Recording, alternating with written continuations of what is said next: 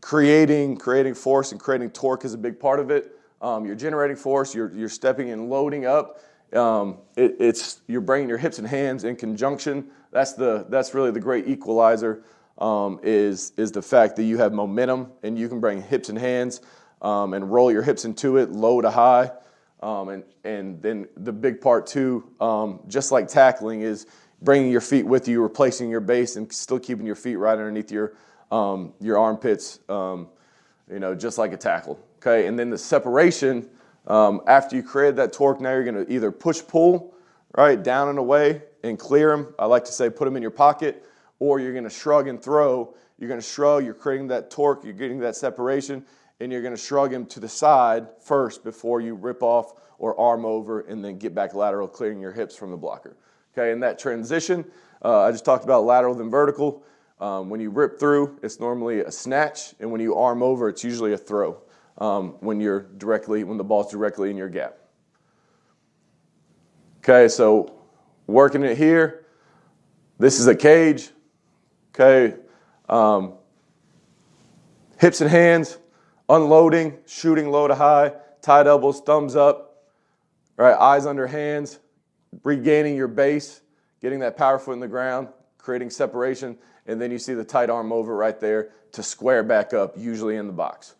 Okay, so right here, another example of this is now the snatch. Okay, this is a push-pull and then rip-through.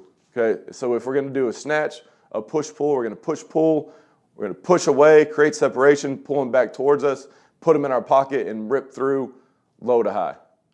So there's us just working the push-pull, waterfall, and then finishing on a tackle. Okay, so in phase, we're going to strike. In phase, we're going to strike.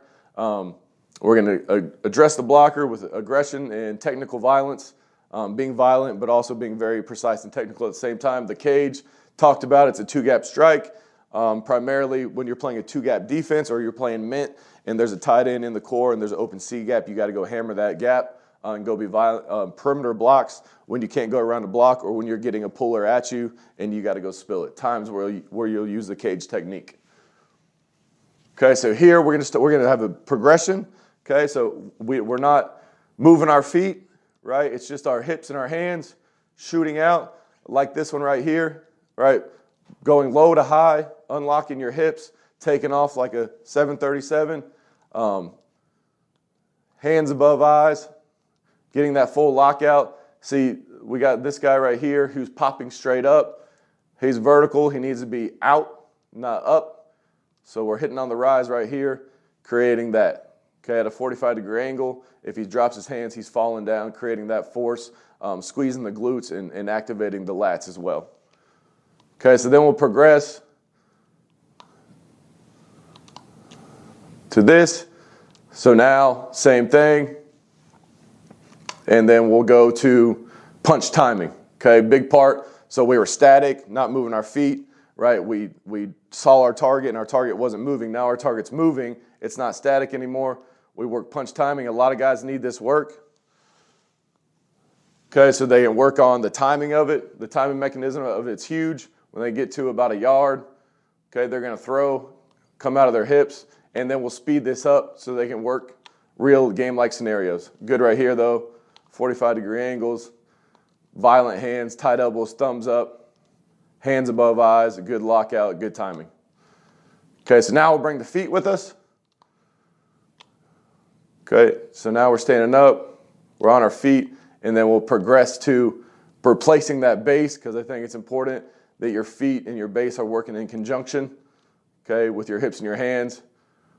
Replacing your base, setting back up, bringing that back leg through like a tackle, making sure your feet are underneath your armpits with a good base so you can generate force. Okay, another one we'll use is the U-bar. Okay, same thing here. He's coming out of his hips. His insteps are in the ground. We say whole cleat in the ground. It's whole cleats in the ground, rolling out of his hips. Shooting tight elbows, thumbs up. There's the torque. There's the lateral separation. He's heavy with the outside hand, the hand that he's disengaging to, and then a tight arm over to clear his hips back up to the line of scrimmage. Really good rep right there. Same thing here. machine gunning his feet. There's the force in the mass times acceleration. Tight arm over, finish. Okay, so now we add a ball carrier. Okay, we're moving our feet.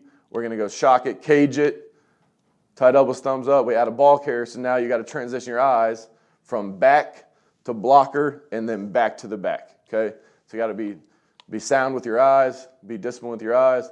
But there's the cage, there's the separation, has a decent base. The tight arm over, clears hips back. Okay, same thing here, we're working the cage. And then we add a tackling element to it, so they have to actually resync their hips. But there's the violent strike, hips and hands simultaneously, replacing your base with your back foot. The lateral throw to the side, and then resync your hips, run your feet.